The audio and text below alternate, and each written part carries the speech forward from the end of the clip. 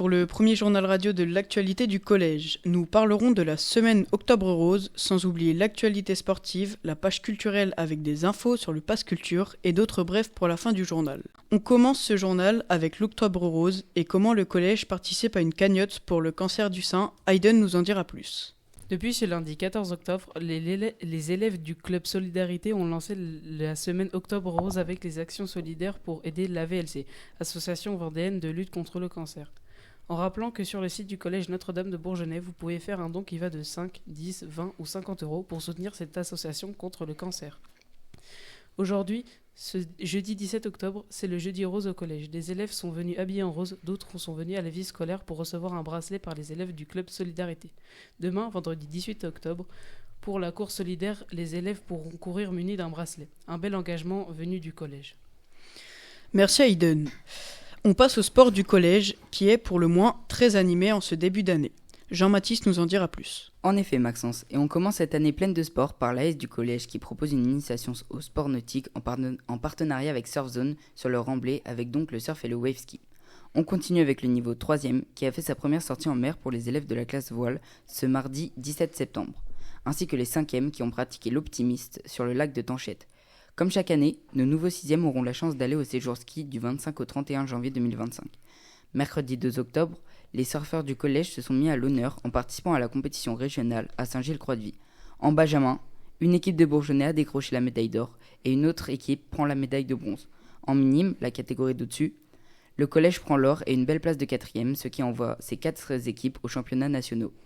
Pour finir, les 6e et 5e auront l'épreuve du cross au niveau du stade Pierre-Escalier de rugby. Merci Jean-Baptiste. Et on enchaîne sur du cinéma au programme pour les élèves du collège. Adrien nous en dira plus. Et oui, une sortie inédite pour les élèves de 3e qui, il y a 2 semaines, se sont déplacés au collège vers le Grand Palace pour aller voir un film en avant-première intégré dans leur programme d'histoire. Louise Violet sur les prémices de l'éducation en 1889. Le film a reçu un accueil plutôt chaleureux des élèves et ils ont apprécié le temps d'échange avec le premier rôle du long métrage, Alexandra Lamy. Le film sortira sur grand écran le 6 novembre. Les 6e aussi auront le droit à une sortie au Grand Palace. Demain, ils seront présents au cinéma de 8h à 10h30 pour assister à la projection de Brendan et le secret de Kells. En Irlande au 9e siècle, un jeune moine de 12 ans va devoir finir un livre sacré pour le village, composé d'enluminure avant l'arrivée des hordes de vikings menaçant son pays. Les élèves visionneront ce film datant de 2009 avec les classes de CM2 de certaines écoles partenaires. Et le pass culture fait son apparition au collège. Oui Maxence, maintenant, les élèves de 13-14 ans auront accès au pass culture mais sous une autre forme que celle utilisée pour les jeunes.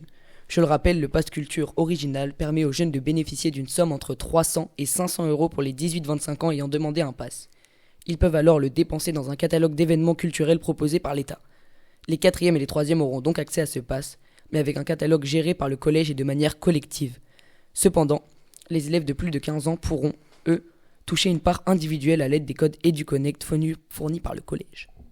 Merci beaucoup Adrien.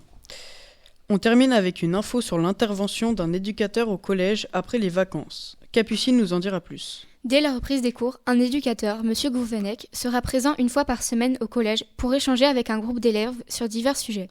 Ce vendredi 18 octobre, Jean-Baptiste Gourvenec viendra au collège pour parler du Cool Café, de ce qui se passe là-bas comme les activités variées, les boissons sans alcool et les discussions qu'il peut y avoir sur des sujets personnels, par exemple la famille ou les cours. Merci Capucine. Et pour nous 6e de Bourgenais, une élection de délégués et d'éco-délégués dans des conditions réelles.